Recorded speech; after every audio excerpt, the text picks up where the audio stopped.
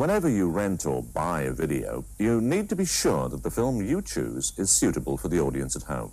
To help you, there are certificates given to films which tell you broadly what the film is like. This film has been classified PG. That stands for parental guidance, which means that parents might want to check up on it before showing it to their younger children. If it's an action film, it might have some violence. If it's romantic, it might have some sexy scenes or very brief nudity. It might also have some of the milder swear words. Video certificates are there to give you the chance to make an informed choice. They allow you to have peace of mind and be entertained. Thanks for listening. Enjoy the film.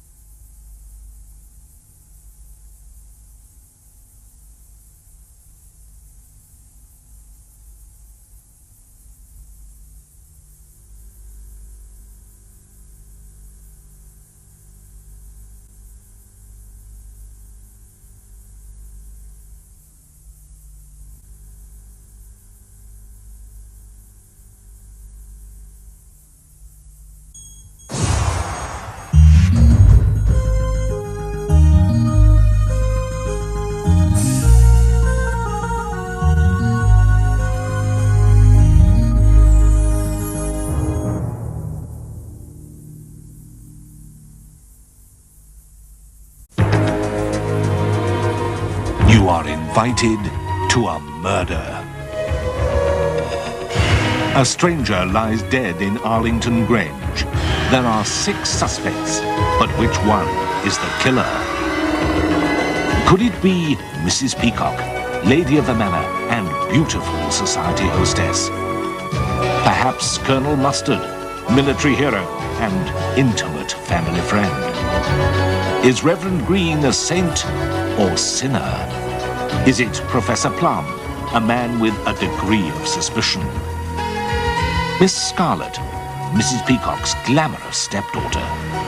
Or Mrs. White, loyal housekeeper and devoted confidante?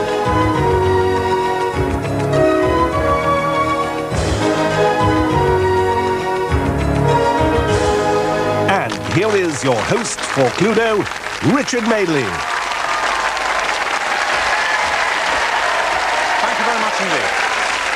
Thank you. Hello, good evening, and welcome to Cluedo. Now, a murder has been committed at Arlington Grange. Can you solve the case and unmask the killer? Well, trying to do exactly that here in the studio are celebrity detectives tonight, consumer sleuth Lynn Fowlswood and the man used to asking questions, Nicholas Parsons. Thank you. And here to challenge them, we've got TV presenter Sarah Kennedy and actor and quizmaster Jonathan Morris. So good luck to both teams of detectives tonight. Cluedo, of course, tests your powers of observation and of logic as you try to work out who committed the murder, with which weapon, and in which room. And to help you on your way, I can reveal some initial clues. We do know that the killer used one of these 6 weapons. Was it the croquet mallet, the stocking, the bow and arrows, the fossil, the meat cleaver, or the poker? I can also reveal at this early stage that the victim was killed in one of these 6 rooms. Was it the dining room, the drawing room, the billiard room, the library, the kitchen, or did it all happen in the study? Well, let's examine the crucial evidence so far, the events that lead us up to the murder. European multimillionaire Max Gold has ambitious plans for Arlington Grange, so he's made Mrs. Peacock an offer she can't refuse.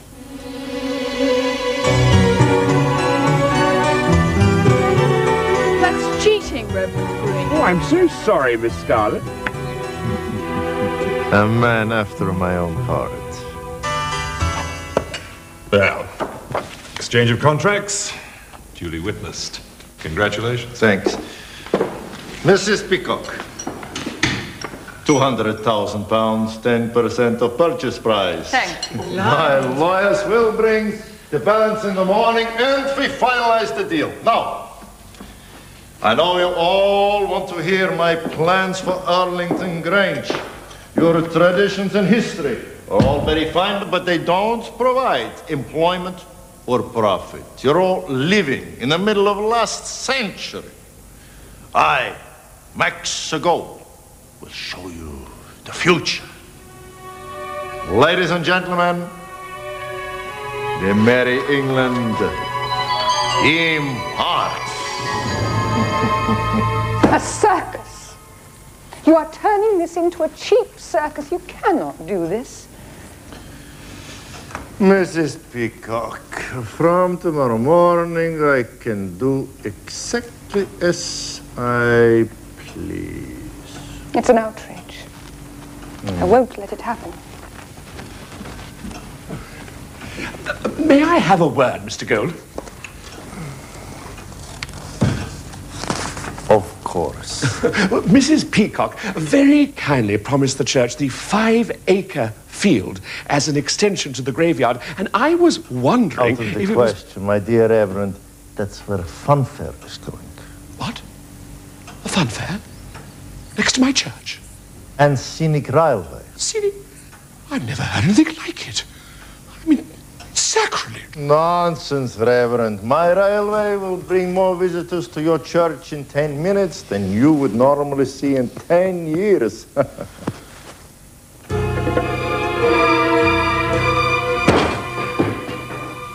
He's a complete Philistine. He's going to destroy something that's irreplaceable. Can't stand in the way of progress. Isn't that what you always say? Progress? Curing cancer is progress. Selling people what they don't need is exploitation. Well, no one's forcing them. People can choose not to come. Well, I choose to have nothing to do with it.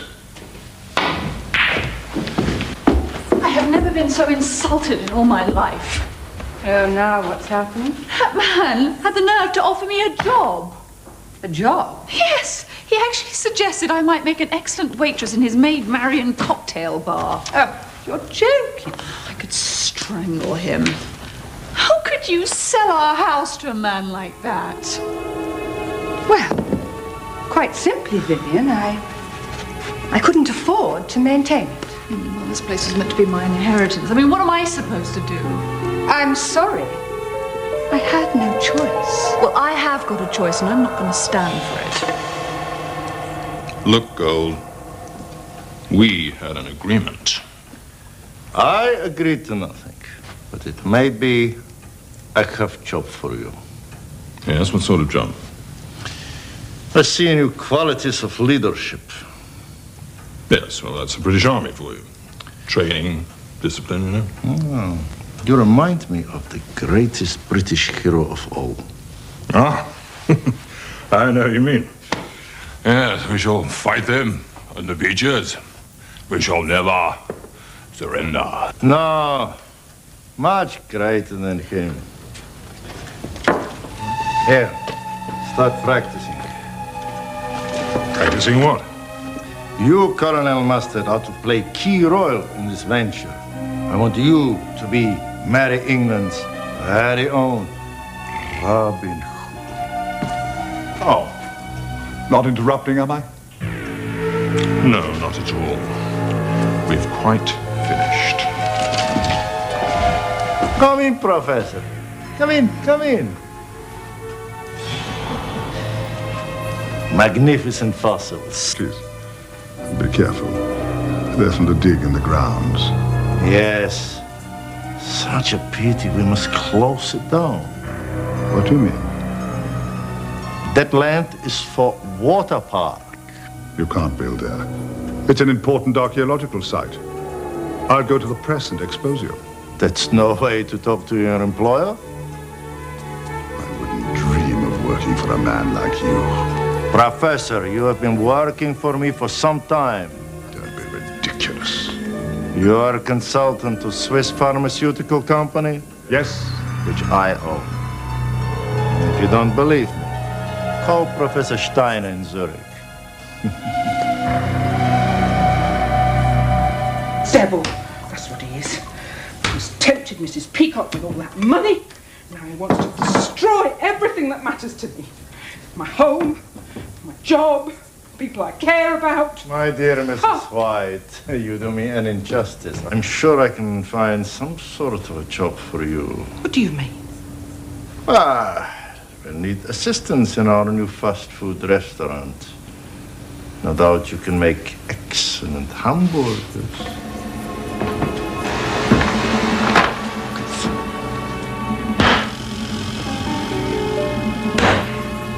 I can assure you, no one wants to put a stop to this man's appalling plans more than I. You want to bet?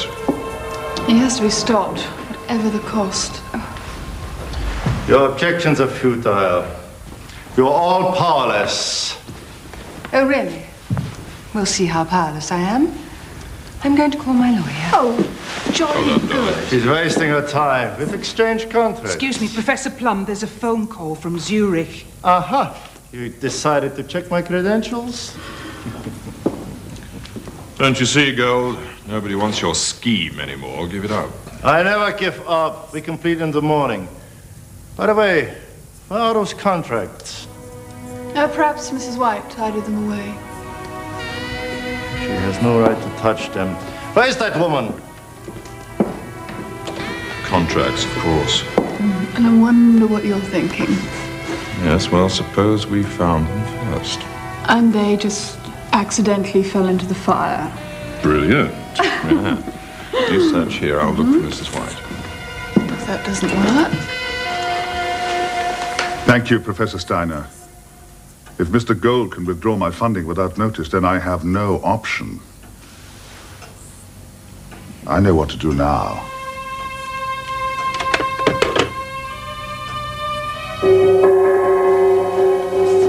What's the matter? Well, it's after 7, Mum. I must serve dinner now. Oh, very well. I suppose we can't really wait. Did you find them? No. You all right, my dear?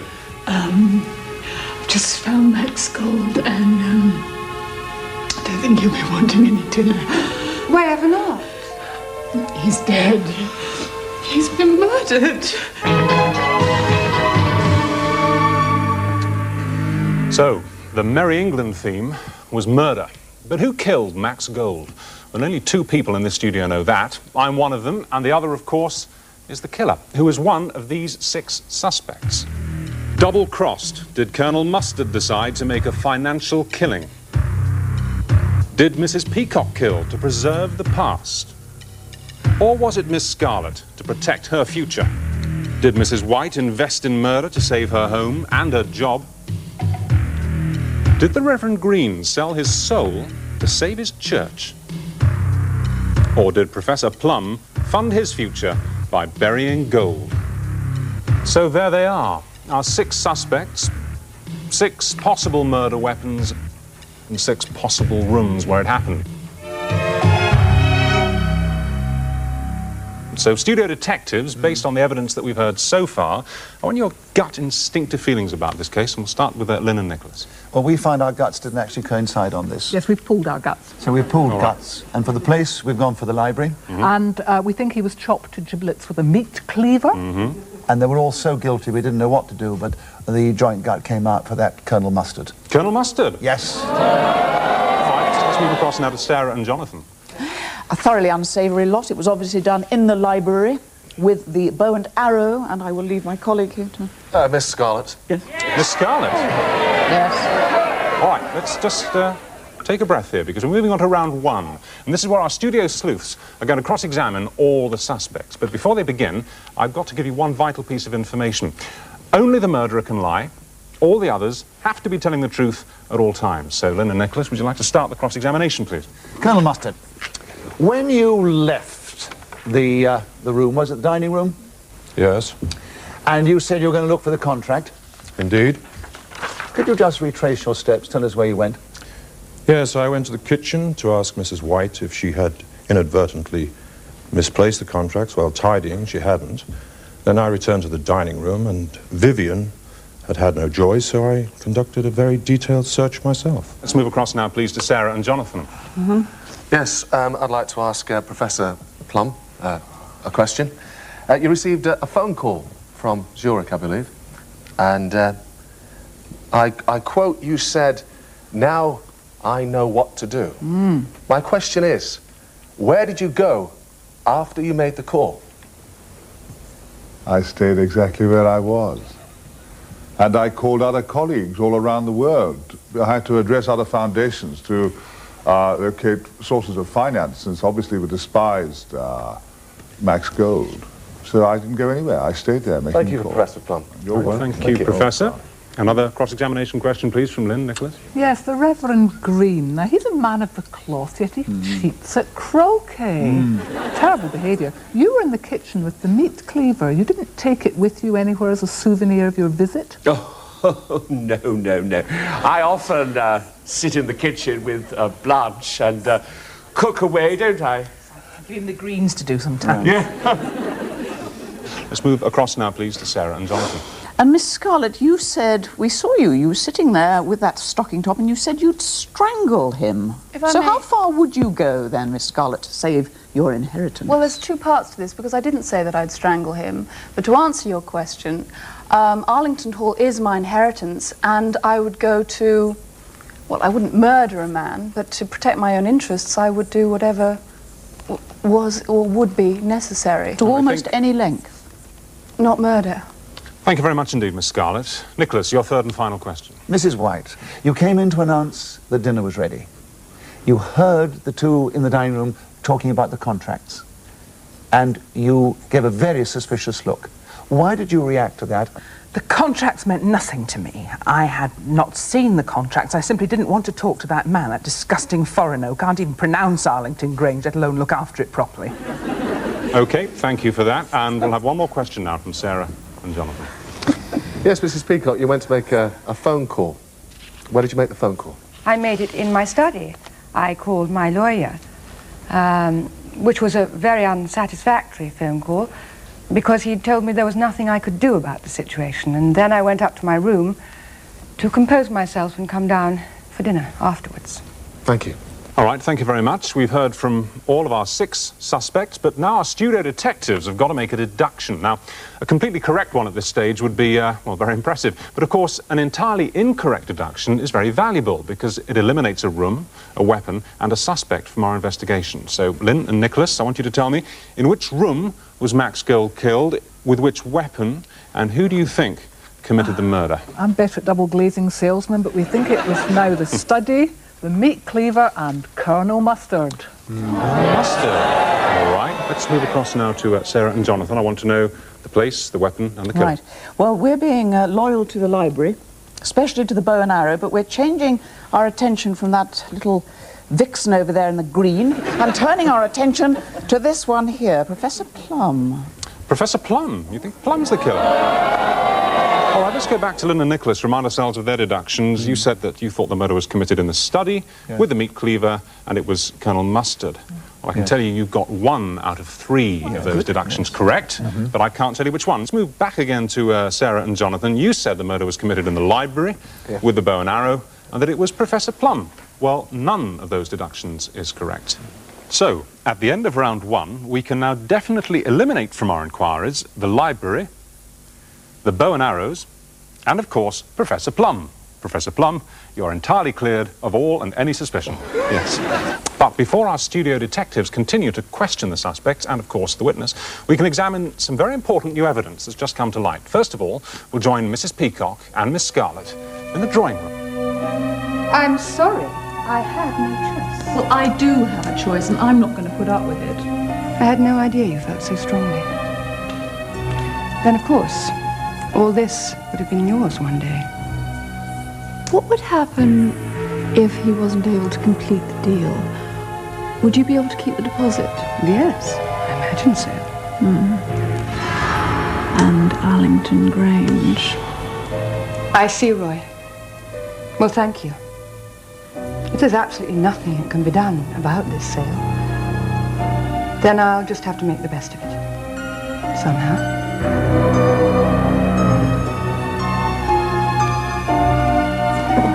Well, our studio sleuths will now put this fresh evidence to good use. In round 2, they can cross-examine any suspect or the witness, Professor Plum, that they want to, but each question and answer has to be followed immediately by a deduction. So we're going to start, first of all, with Lynn and Nicholas. Well, we want to ask the Scarlet Woman something. Yes. Before the murder, you were in the dining room. Where did you go after that?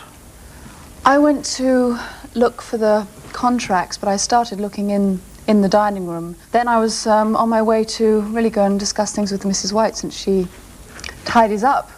And that was when I unfortunately came across the body. All right, no more questions for the moment. I'd like a deduction, please. Well, we're not very convinced by that. I'm sorry, Miss Scarlett. Well, I'm sorry for you So too. we still think it took place in the study. But we are changing our ideas, and we think it was the croquet mallet, because that was left in the study. By the Reverend. By the Reverend. And we think that Miss Scarlett went in there and used that croquet mallet to good effect. All right, now, just stop there, please. You said you thought the murder was committed in the study? Yes. With the croquet mallet? Yes. And that Miss Scarlett's the killer? Yes. Well, I can tell you that 2 out of 3 of those deductions are correct. 2 out of 3. Oh. Let's move across now to Sarah and Jonathan. A question for one of our suspects or the witness, please. Yes, I'd like to ask Mrs. Peacock a question. Now, you were having a conversation in the dining room with Miss Scarlett, and she pointed out to you quite rightly that if the deal didn't go through, then, of course, you would inherit the money and not lose the house, etc., etc. Now, how did this affect the telephone conversation that you had later? Well, it's obviously if the sale of the house did not go through, I might have retained the money. But that wasn't about to take place because, as I explained to you earlier, when I did call my lawyer, he told me there was no question that the sale of the house had to go through. That was the written contract, and there was nothing I could do about it. All right, there's your explanation. What's your deduction now? We think it was the study of Fossil and Scarlett. Oh, you're still saying it's Miss Scarlett. She certainly is the popular lady today. So you say the study, the Fossil, and you too, like Lynn and Nicholas, are going for Miss Scarlett. 1 out of 3. You've got 1 out of 3 deductions right. But remember, on their last deduction, Lynn and Nicholas got 2 out of 3 correct. So I wonder if you can draw any conclusions from that. Right. Another question now, please, from Lynn and Nicholas. Well, we want to ask a question to Reverend Green. Yes. We've had our suspicions about you for a long time. Where did you go when you left the kitchen? I never went anywhere. I stayed in the kitchen for the whole duration of the time until we found the body. Well, he sounds very sure. Would you like to make a deduction? Yes, we don't believe him. We don't believe that. We think he bumped off That's Max right. Gold with a croquet mallet, which he chucked away Right. earlier. And so our deduction is it happened in the study, and the instrument was the croquet mallet. He knew where it was, and I'm afraid I accuse you, sir, of being the murderer. Reverend Green. Wow. All right, so you both think it was the study, it was the croquet mallet, and it was the Reverend Green. Well, I can tell you, you've got 2 out of 3 of those deductions correct. Well done. Oh. Now, on their previous deduction, Lynn and Nicholas said the study, the croquet mallet, and Miss Scarlett, and got 2 out of 3 correct then. So surely that tells us that the hunt is now on to find the murderer. Sarah and Jonathan. And ask Mrs. Peacock, because I've got a slight idea here. You left a very, very long pause after the telephone conversation. Why? I was distraught. I couldn't believe that this was going to happen here at Arlington Grange. I mean, the whole thing appalls me. So, please, I'd like your deduction based on her reply. Study? Definitely the study. Definitely the mallet. Definitely. And look at them, 3 women there. I say the one who had the most to lose, Jacques Peacock. All right. Oh, I can't believe it. I really can't. Well, I'm afraid they have said that, and I can now tell you that it was the study, it was the croquet mallet, and it was Mrs. Peacock.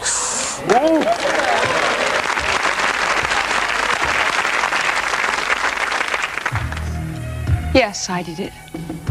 And I can't say I'm sorry. I feel I performed a public service. Well, someone had to. And as I'd started the whole mess in the first place, I thought it was my job to clear it up. If only I could have stopped the sale. But my solicitor said no, and I had no choice. And I did think the deposit would come in frightfully handy to pay for the maintenance. I mean, you should see the bills.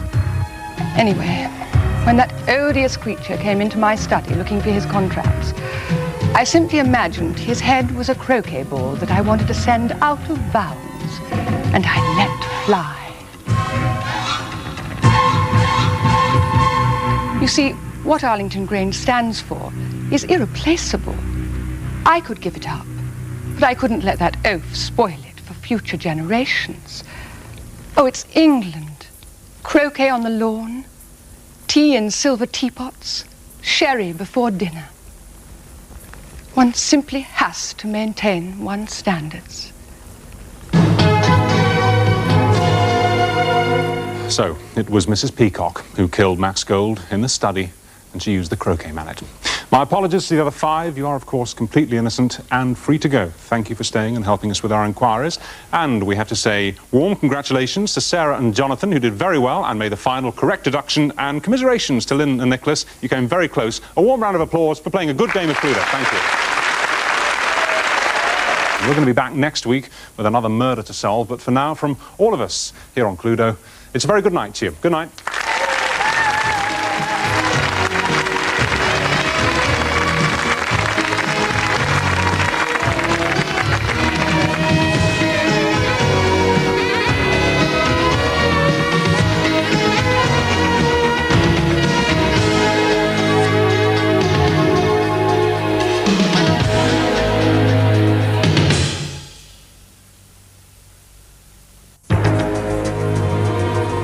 You are invited to a murder. A stranger lies dead in Arlington Grange. There are 6 suspects, but which one is the killer? Could it be Mrs. Peacock, lady of the manor and beautiful society hostess? Perhaps Colonel Mustard, military hero and intimate family friend? Is Reverend Green a saint or sinner? Is it Professor Plum, a man with a degree of suspicion? Miss Scarlett, Mrs. Peacock's glamorous stepdaughter? Or Mrs. White, loyal housekeeper and devoted confidante?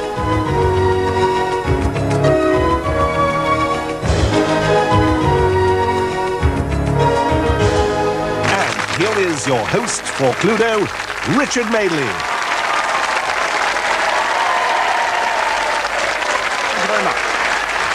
Thank you. Good evening, hello, and welcome to Cluedo, the detective game where we invite you to examine the evidence, collect the clues, and solve the mystery of a murder at Arlington Grange. And hoping to do all of that here in the studio are celebrity detectives, Countdown's mathematical genius, Carol Vorderman, and MP and Liberal Democrat spokesman, Charles Kennedy. And challenging them, we have from TVAM and Holiday 92, Kathy Taylor, and newscaster and presenter, Richard Bath. Good luck and good hunting to you all. Well, Cluedo, of course, is a game of observation, elimination and deduction. Our studio sleuths, and of course you at home, have to work out who committed the murder, with which weapon, and in which room. And I'll begin by revealing some important initial clues. We do know that the murder was committed with one of these 6 weapons. Was it the spear, the shotgun, the cake knife, the parasol, the corkscrew, or was it the paperweight? I can also reveal that the victim was killed in one of these 6 rooms. Was it the dining room, the drawing room, the billiard room, the library, the kitchen, or was it the study? Well, let's now examine the crucial evidence, the events that lead up to the murder. We're about to witness a family reunion, which brings some unpleasant surprises.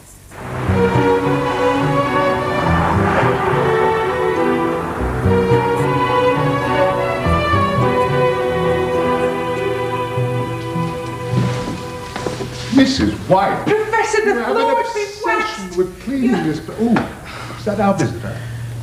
Look.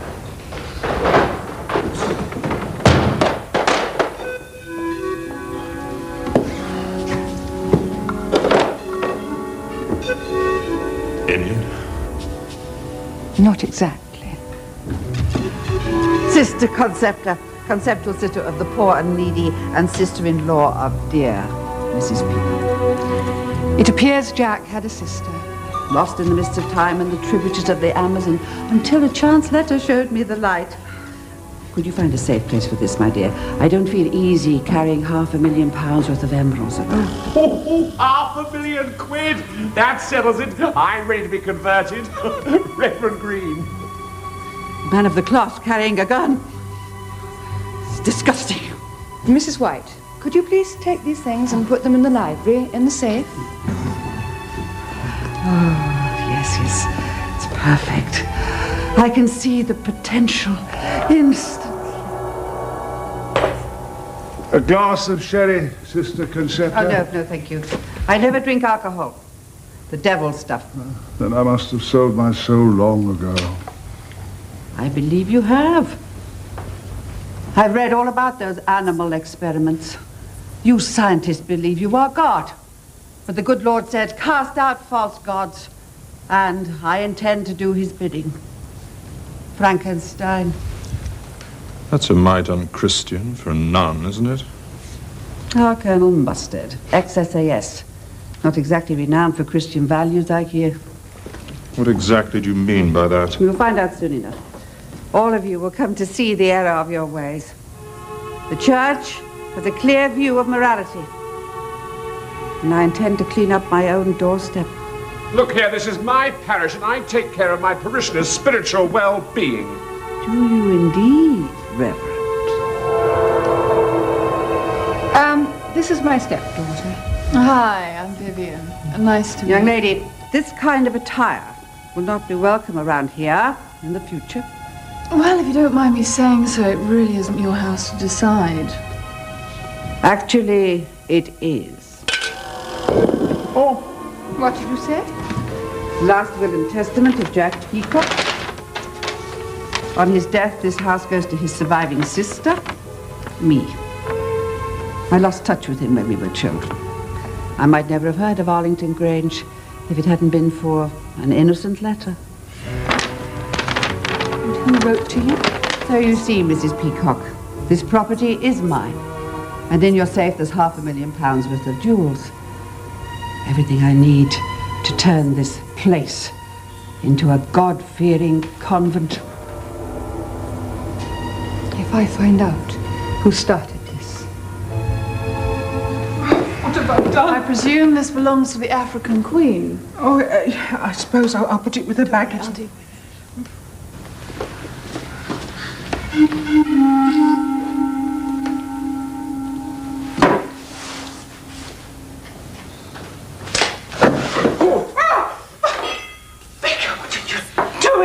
I'm sorry, Mrs. White. This damn woman's got me all on edge. Oh, you're not the only one. I've never known a nun be so sinister. Yes, there's not room for two banks in this high street. This is spiritual warfare. I'll have to do something. Here, hold this end.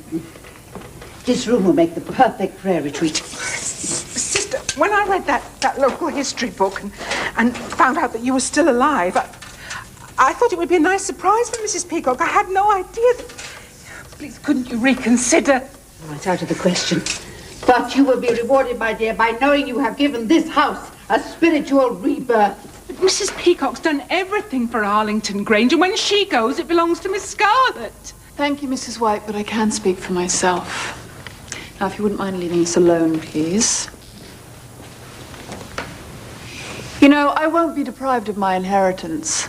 My dear, you have no claim on this house, and I intend to have you evicted.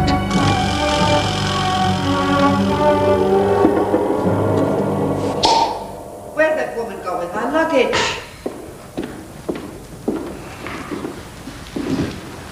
Ah, Colonel.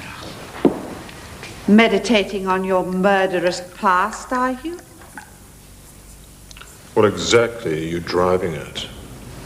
You trained mercenaries in the upper Amazon, did you not? They attacked and wiped out an entire missionary settlement. All the natives were killed. That was my settlement, Colonel. I don't know what you're talking about. Maybe you didn't give the order yourself. But those mercenaries were your soldiers, Colonel. I hold you responsible. You will pay. Where's that woman gone?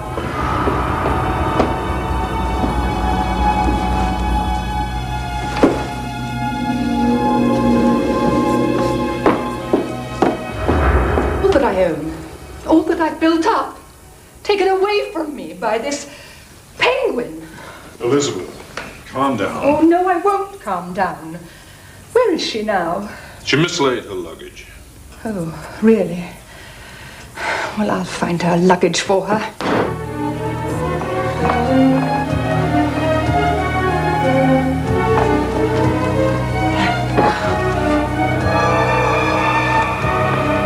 I know who did this.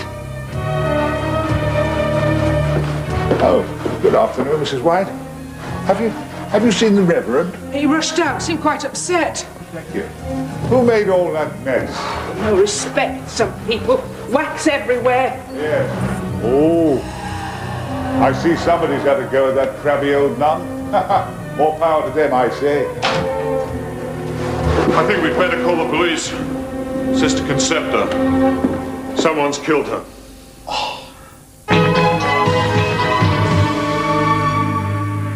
Well, they say old habits die hard, but somebody killed Sister Concepta.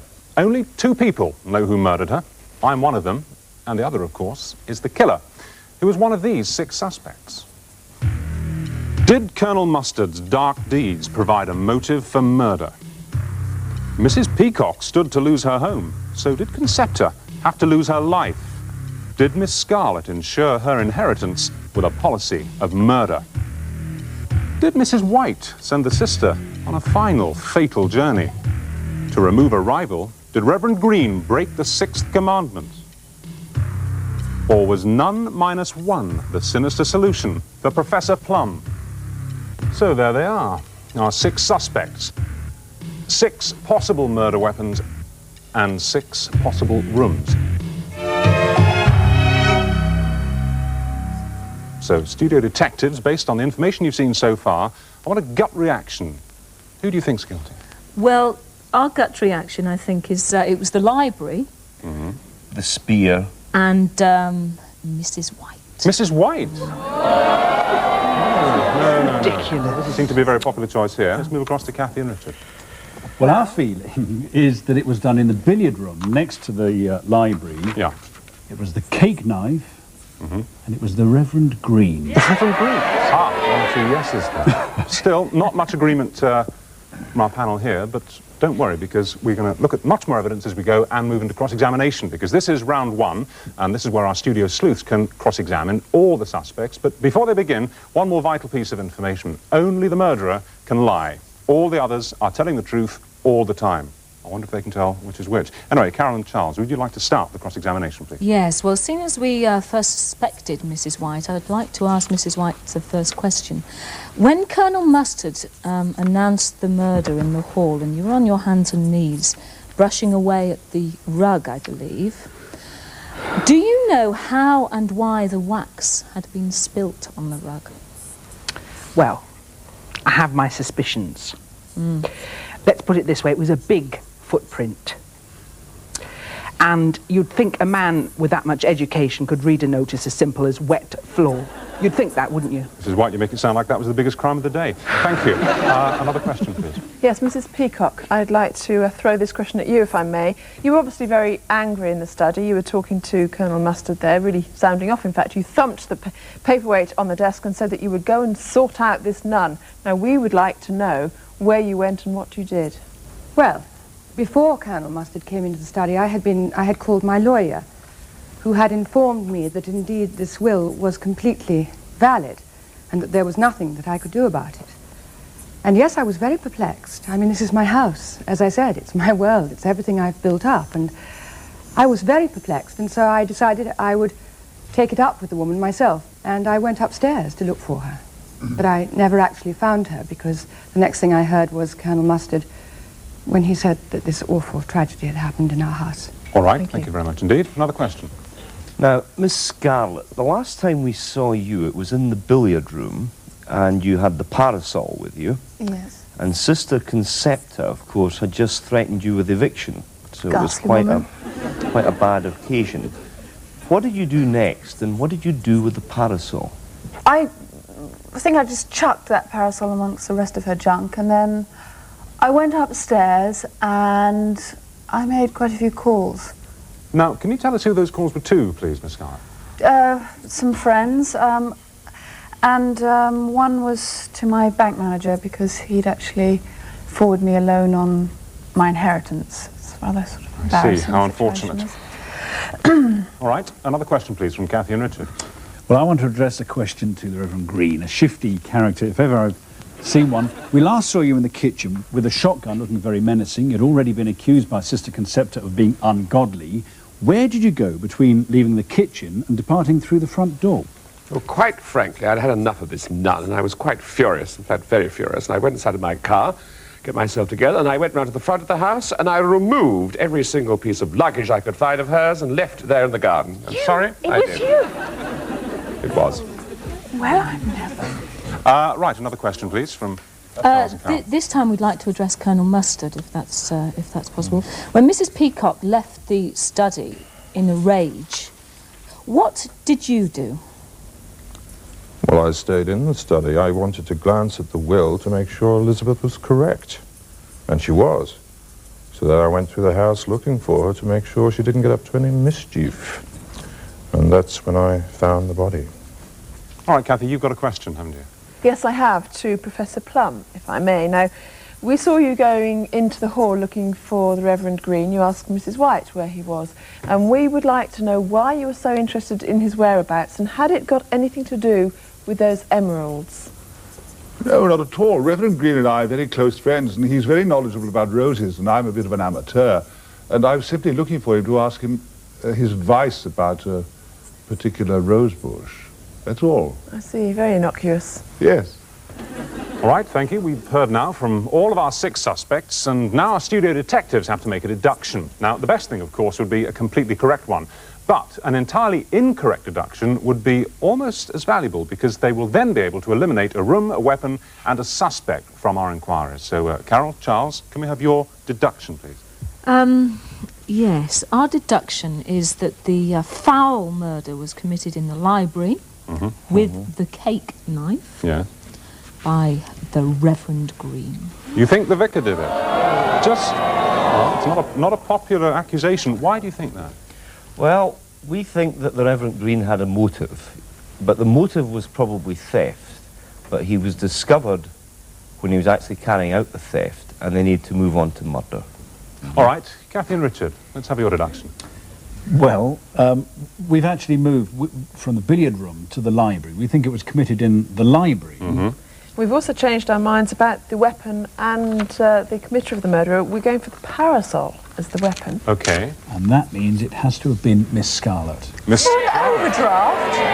Well, let's just ask you why you think it is that. Is it purely because of that? Exactly it. I mean, she revealed a very clear financial motive. She's in financial trouble. There was a £500,000 worth of emeralds in the safe. Yes. All right, let's just go back to Carol and Charles. Go through your deductions. You say it was in the library, it was the cake knife, and it was the Reverend Green. Definitely. Well, I can tell you at this stage you've got none of those deductions correctly made. And let's move across to Kathy and Richard. You also said the library, well, we know that wasn't it now, the parasol, and Miss Scarlett, and I can tell you that you've got none out of 3 as well. Both completely wrong. All right, let's just take stock here. We can now definitely eliminate the following: the library, the cake knife and the parasol, and, of course, the Reverend Green and Miss Scarlett. You are completely cleared of suspicion, but I would be very grateful if you'd stay here, please, because you may be material witnesses. You may have seen something, you may know something that's relevant to the crime. In a moment, our studio detectives will continue to question those suspects and the 2 witnesses. But first of all, we have to examine some very important new evidence that's come in. We begin in the library, where Mrs. White is putting the jewels in the safe. £500,000. I wonder who the old witch knocked over the head to get that. What's she mean about the potential of the house? Bad news, whatever it means. Mark you. This woman is trouble.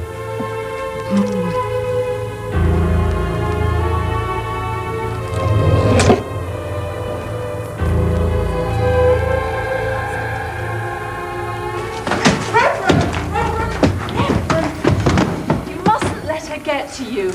You're right. At least I got it out of my system. Calm down.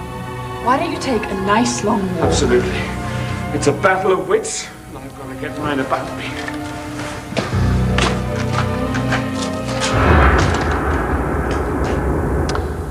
Well, I have to say that if we didn't know that the Reverend Green was completely innocent, that would have looked rather black for you, Vicar.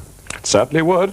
but we know that you were telling the truth and you are innocent. So our studio sleuths will now put this fresh evidence to good use. In round 2, they can cross-examine any suspect or witness that they want to, and each question and answer must then be followed immediately by a deduction. So we'll start with Carol and Charles. Well, let's go back to Colonel Mustard. You were having a drink earlier in the proceedings in the dining room. Now, after Mrs. Peacock had her conversation with you, where she stormed out of the study, did you go back to the dining room and have another drink? Yes, I did go back to the dining room. It's rather fine wine, and I took it with me when I was in search of Elizabeth. Ah. Would you like to make a deduction from that? We think that, therefore, it was the dining room, the corkscrew, and it was the devilish Colonel Mustard. You are thinking it's Colonel Mustard. Now, and so does the gallery. All right, you've said the dining room, the corkscrew, and Colonel Mustard. You've done a good elimination because none out of 3 again. None out of 3. All right, let's take stock of the situation now. In addition to those eliminations we made in round 1, we've also now eliminated from our inquiries the dining room, the corkscrew, and of course, Colonel Mustard. But we still have 4 possible rooms, 3 possible murder weapons, and 3 remaining suspects. All right, Kathy and Richard, let's have a question from you. Okay, to Professor Plum. Now, you were accused, in not so many words, as having left a large footprint of wax on Mrs. White's lovely clean rug in the hallway. Do you admit to that? Was it your footprint? No, I hotly dispute that because I'm a compulsive wiper of feet. In fact, my shoes only last about 6 weeks. And I remember it was because I kept wiping my feet that my first wife left me. She said, "I'm jealous of that mat. I wish you'd give me the same attention that you give the doormat." So, in a word, no. No. Right, Kathy, Richard, let's have the deduction. We think it was Mrs. Peacock. She had the strongest motive, and the crime was committed in the drawing room with the spear. It's ludicrous. Ludicrous or not, let's remind ourselves. Kathy and Richard think the murder was committed in the drawing room with the spear and by Mrs. Peacock. Well, I can tell you that 2 out of those 3 deductions are correct. Well done. You're getting very close. Getting there. All right, you two, would you like to ask a question? We would like to ask Mrs. White a question. It was you who started to bring the bedlam into Arlington Grange by writing the supposedly innocent letter to Sister Concepta. Did you realise that she would inherit Arlington Grange? Of course not. I would never have caused that trouble if I'd known about that will, and I wish you hadn't mentioned that because nobody else knew I wrote that letter until now. Could we please have a deduction based on that? Yes, I can imagine that Mrs. White is a bit distressed that that's come to light. Yes. That may well be the opening we've been looking for. I think on the basis of this we deduce that it is in the drawing room, that it did involve the spear, and that it was committed by Mrs. White. I can tell you, it was the drawing room, and it was the spear, and it was Mrs. White.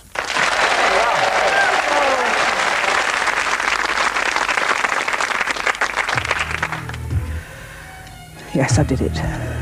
I was just trying to help Mrs. Peacock and the house.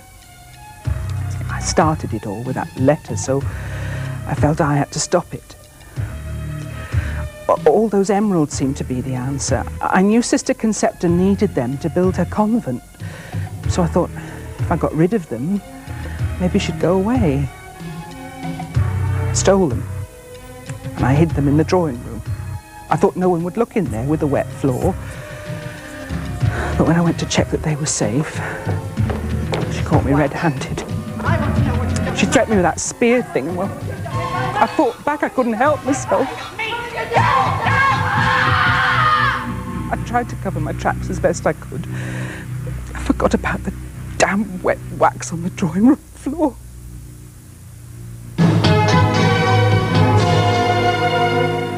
So, it was Mrs. White who murdered Sister Concepta in the drawing room, and she used the spear to kill her.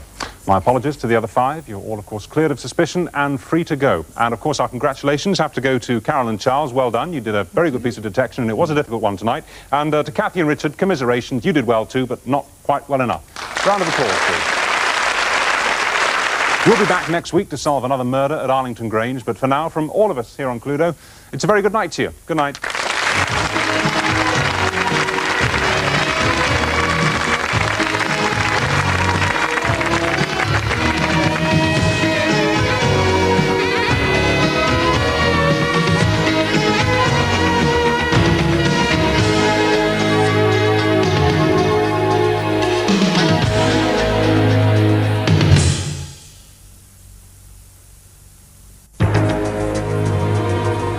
You are invited to a murder. A stranger lies dead in Arlington Grange. There are 6 suspects, but which one is the killer? Could it be Mrs. Peacock, lady of the manor and beautiful society hostess? Perhaps Colonel Mustard, military hero and intimate family friend? Is Reverend Green a saint or sinner? Is it Professor Plum, a man with a degree of suspicion? Miss Scarlett, Mrs. Peacock's glamorous stepdaughter? Or Mrs. White, loyal housekeeper and devoted confidante?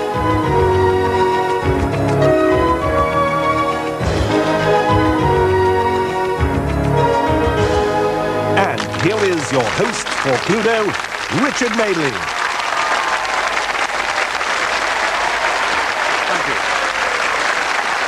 Well, hello, good evening and welcome to Cluedo, the programme which tests your powers of observation and deduction as you play armchair detective and solve another murder at Arlington Grange. And I just wonder if you'll crack the case faster than our celebrity sleuth tonight, who are actress and television personality Una Stubbs and sports presenter Nick Owen.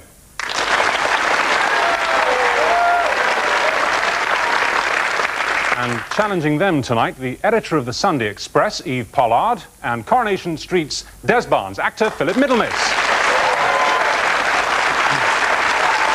Four very likely-looking detectives. Now, of course, to be a successful sleuth here on Cluedo, you have to work out who committed the murder, with which weapon, and in which room. We do know that the murder was committed with one of 6 weapons. Was it the billiard cue, the poker, the candlestick, the sword, the meat pounder, or was it the gun? I can also reveal that the victim was killed in one of these 6 rooms. Was it the dining room, the drawing room, the billiard room, the library, the kitchen, or was it the study? Now let's examine the crucial evidence so far, the events leading up to the murder itself. Miss Scarlett has unexpectedly brought a young man home to meet the others. But Clive Moxton's visit is not the only surprise on the cards.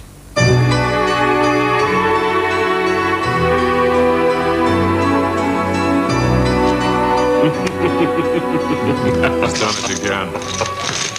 Clive isn't used to losing, are you, Clive? I think somebody ought to warn me about you, Vicar. Well, I'm most awfully sorry. It's really rather embarrassing. Don't apologise. All's fair in love and war. And that includes poker. I do hope this isn't a bad time to interrupt the game. Not at all, Mrs. P. If we carry on much longer, I'm likely to end up completely begging. Only Mrs. White is ready to serve dinner. Oh, no, yes, indeed. Well, I wouldn't like to be her husband, that's all I can say. Come, Professor. Marriage is a blessed state. In the eyes of the church, all marriages are made in heaven. So how come most of them seem to end up in hell? Do they? I hope not. Because Vivian and I have a special announcement to make, haven't we, my dear? Oh? Clive and I are going to get married. Oh? When? Just as soon as we can arrange for a special license. That's wonderful news. Thank you. Oh, yes. Congratulations. Yeah. You're a lucky chap. Aren't I just? But how? Her father's will stipulated that the trust funds should all revert to her on the event of her marriage. I know what her father's will stipulated. God, I wish I'd never let you talk me into this. We were the trustees, for heaven's sake. I seem to remember you needed the money as much as I. Well, I thought we were going to pay it all back. eventually. Now there isn't time. Unless somehow we can stop this marriage from taking place. I just want to know what you think you're playing at. Oh, darling, I'm sorry, but I can't explain. You know, it doesn't need to make any difference. Well, as far as I'm concerned, it makes a hell of a lot of difference. I have to do this, Mike. I don't have a choice. So just trust me. Hmm? You mean you don't love him? Mike, what do you think? I think I'd better have a word with this fiancé of yours.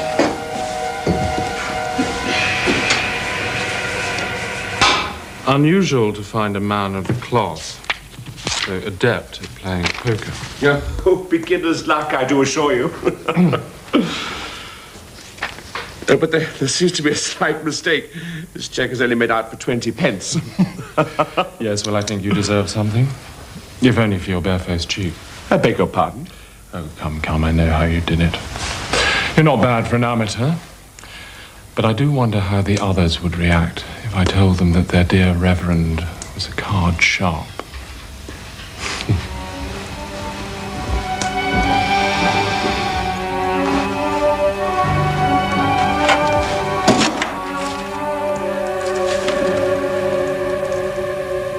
You'll get your money, but that's all you're going to get, so I don't think there's anything else on offer. My dear, once I'm your husband, your trust funds will be all I'm interested in. But until then, if you really don't want the others to find out quite how much you owe me, I think you ought to play at being my beloved with just a little more enthusiasm. You really are the most repulsive person I've ever met, Clive. Well, that makes it all the more delicious when I think of the fun we're going to have together. Yeah, I'll see you in hell first.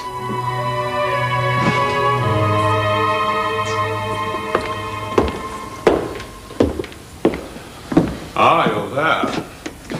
I believe Mrs. Peacock would be grateful if you could spare her a minute or two in the study. Yes, of course. Delighted. And afterwards, I was wondering about a game of snooker. What do you say? If you like. In what, 20 minutes then? At 10:30 in the billiard room. See you there. Excellent.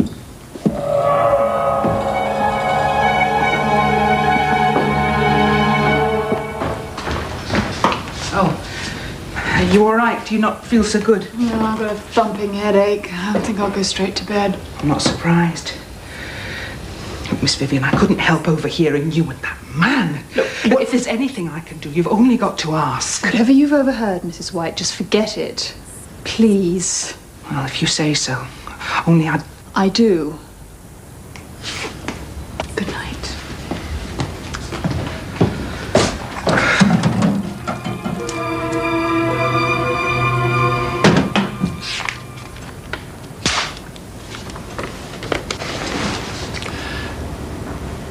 I don't understand.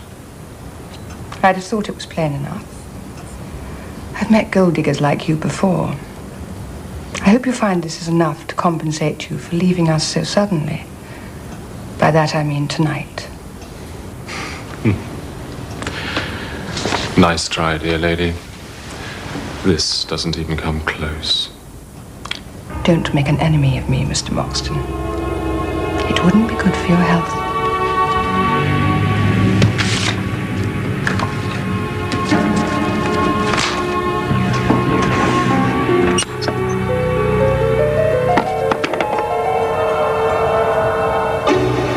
Sorry, you're not feeling too good, darling? I feel absolutely foul, actually.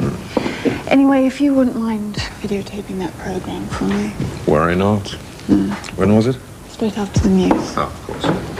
Oh, and you may have to rewind a tape. You saw one Mark show jumping. Leave it to me. Good night, Mike. I'll see you tomorrow. I know it's none of my business, but I'm not at all happy about Miss Vivian and... Neither am I, dear lady. I fear she's making a terrible mistake. As it happens, I feel exactly the same. So as friends of the family, shouldn't we do what we can to stop this wedding? Do excuse me, I must speak to Mrs. Peacock before it gets too late.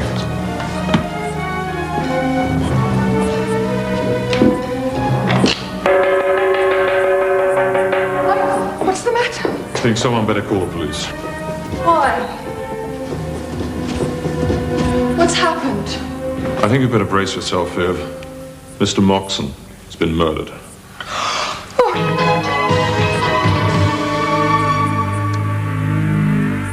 So Clive Moxton received a deadly dowry. But who killed him?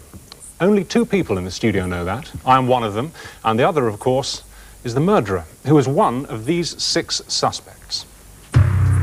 Jilted and jealous, did Colonel Mustard take revenge on a romantic rival? Did Mrs. Peacock murder for money? Did Miss Scarlett's motive for marriage provide a motive for murder? Did Mrs. White vow to end the engagement?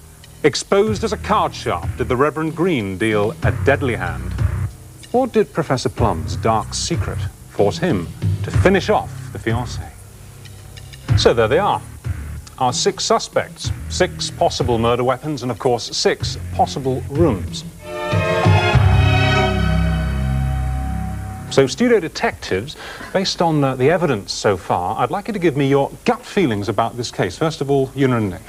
Our gut feelings at the moment are in the billiard room with the meat pounder and Mrs. White. Mrs. White? Mm-hmm. Oh, I know.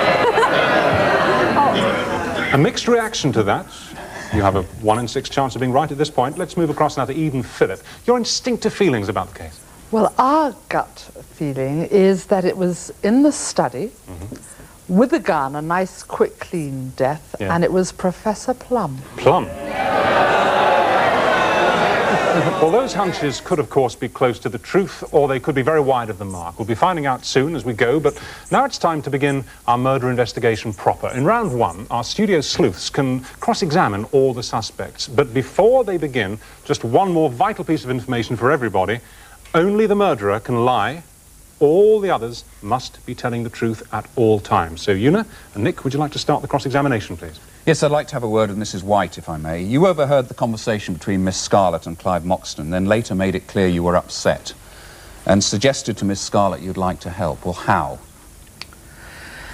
Well, I'm not a rich woman, but I have got a small endowment policy that I'd be prepared to cash in and give her the money, because it seemed to be a financial problem. I've known Miss Vivian since she was tiny. I'd do anything to... All right, Mrs. White, don't distress yourself. Thank you for giving us that answer. Philip, would you like to make a cross-examination? Yes, I'd like to ask Mrs. Peacock. You're obviously a woman with a lot of assets, so why couldn't you replace the money you took from Miss Scarlett's trust fund? I may appear to be a very affluent woman, and indeed in many ways I am, but I do have some financial difficulties, and did have some financial difficulties at Arlington Grange. And in fact, I did have to borrow some money from Vivian, and at this time I could not possibly afford to pay it back. So, hard times and a depleted trust fund. Another cross-examination question, please, Una. Yes, I'd like to ask the Reverend Green. You didn't seem too outraged at the accusation that you were a card sharp, which to me implies a dubious character. Well, I think the problem was that at Ecclesiastical College, I rather got into some bad habits. And a lot of my friends here, I mean, Peter and I would often play cards, and they would probably allow me to win on the pretext that I had such a small stipend. Right, Eve Pollard, your chance to cross-examine again.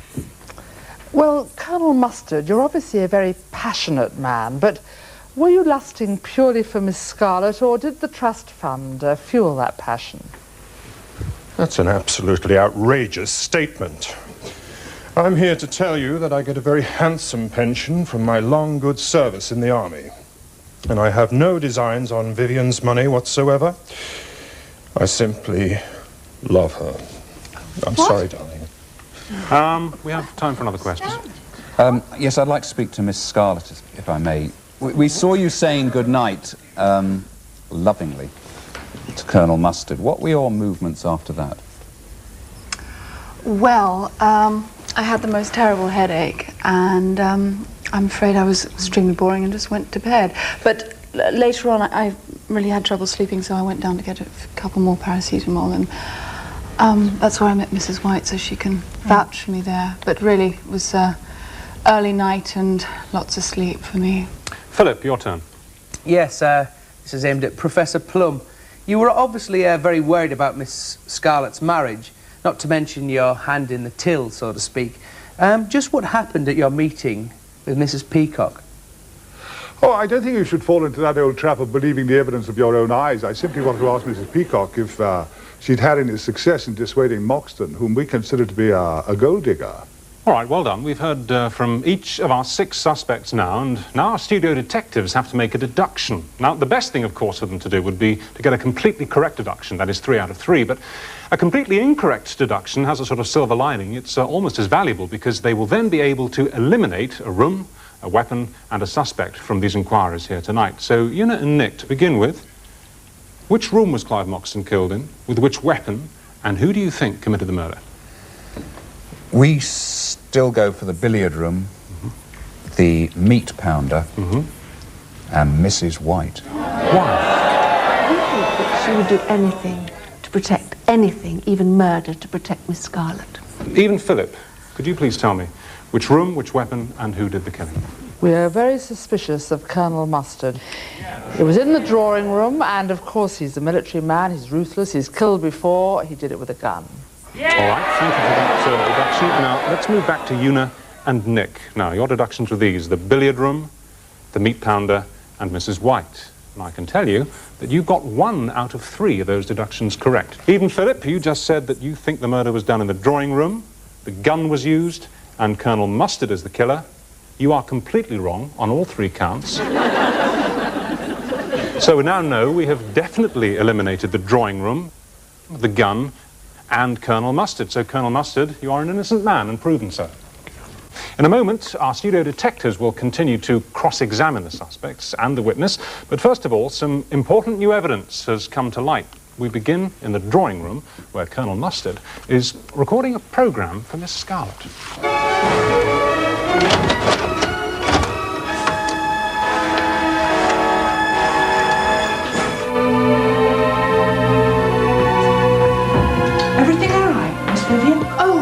Yes, I just wanted to get a couple of paracetamol in case I woke up in the night, couldn't sleep, you know. Well, hope you feel better in the morning. Thank you. Good night. He just threw the cheque straight back at me. Damn at last. Then what do we do now?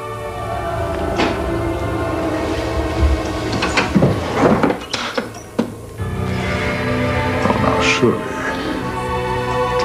I'm sure you don't want to go to prison for embezzlement, Peter. No?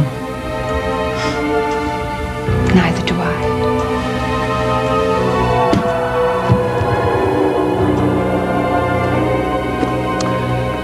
Right, our studio sleuths will now put this fresh evidence to use. In round 2, they can cross-examine any suspect or the witness, Colonel Mustard, that they wish, but each question and answer must be followed immediately by 3 deductions. So, Nick and Una, we'll start with you. Well, we're a little bit concerned about Miss Scarlett. Why? Well, I think you were doing a lot of hovering. Why? No, I didn't. I went up to my room. First of all, was in the kitchen with Mrs. White.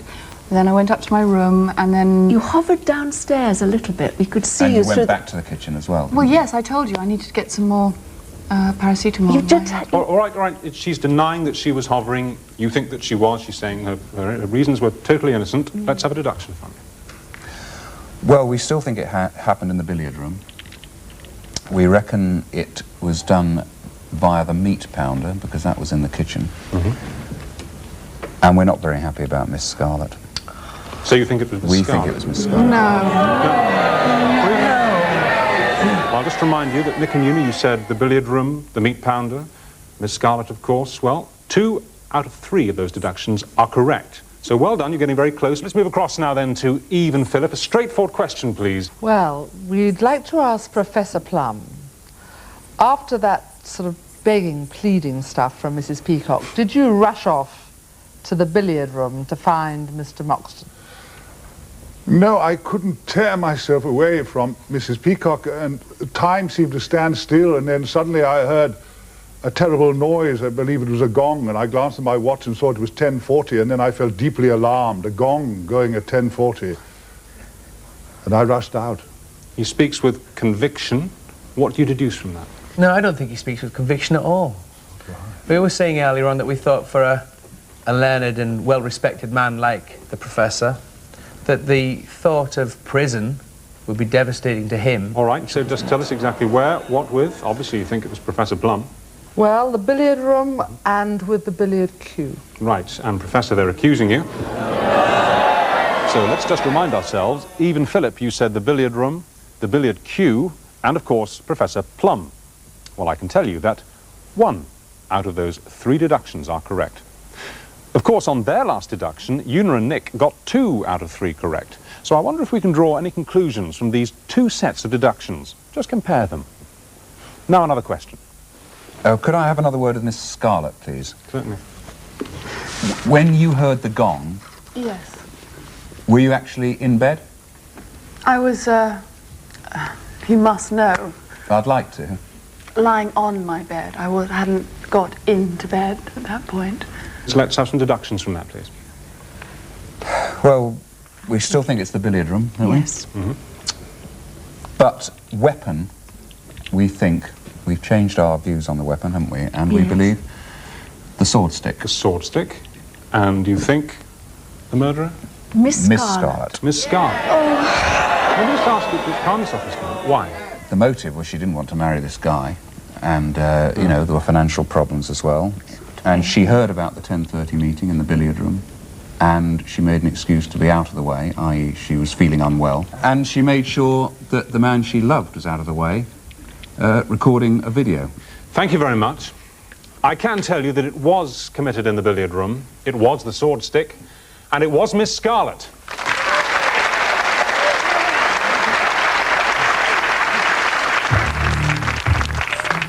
I'd had a run of spectacularly bad luck at the tables. I owed Clive more money than I could ever hope to repay without raiding the funds my father had left for me. Only that meant that I had to get married. When I told him, he seemed rather amused. So, let's get married, he said. A marriage of convenience, no strings attached. Only there were, a louse.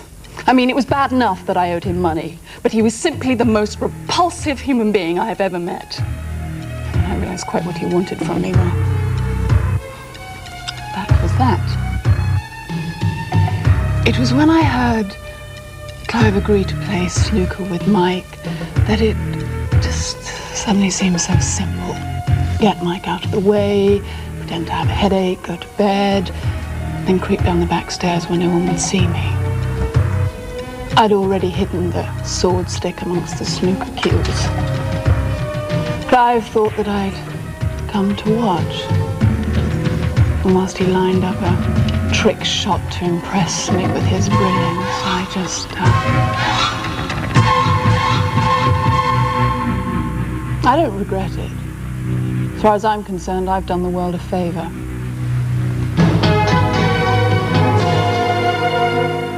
So it was Miss Scarlett who murdered Clive Moxton in the billiard room, and she used the sword stick to do it. My apologies to the other 5. You're, of course, in the clear, and thank you for bearing with the questioning for so long. We're very grateful. And, of course, we have to give our congratulations to the great winners, Una and Nick. Well done for some good detection, and Eve and Philip, you didn't quite make it, but you nearly got there. Big round of applause for playing Cluedo. Thank you. We hope to see you again very, very soon on Cluedo, but for now, from all of us here on the programme, it's a very good night to you. Good night.